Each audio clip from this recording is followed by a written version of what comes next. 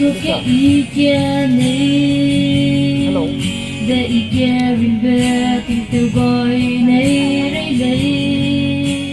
ở không tin ngồi mi có gì về rồi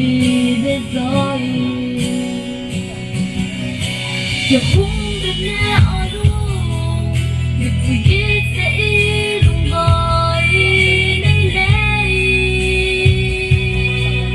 việc của hè li wong lại gửi lại về ta đi về ở đi tình sẽ yêu không về là sớm đã ở là sớm từ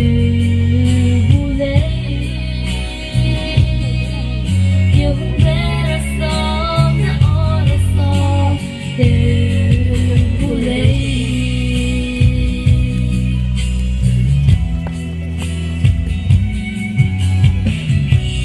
con đi bước có kia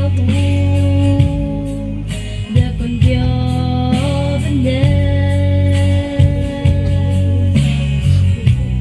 vô nhắm gu đây để mọi chuyện ở đây để sâu con với đây tôi lấy ra tôi đó giờ cũng đến nhà ở luôn giờ phải ít sẽ ít luôn gọi này đây về của hè li wong lại gửi lại về ta đi về ở đi tình xa giờ không về là sớm đã ở là sớm từ vui lấy giờ không về là sớm đã ở là sớm từ vui lấy giờ không cần nói vẫn yêu về rõ sớm về quy lâu từ vòng đời lâu về tìm đi về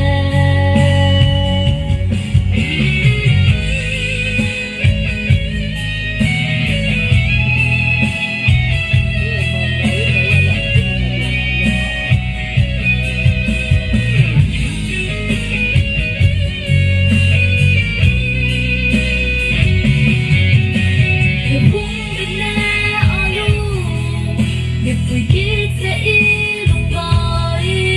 này đây việc của hè li wong lại gửi lại về ta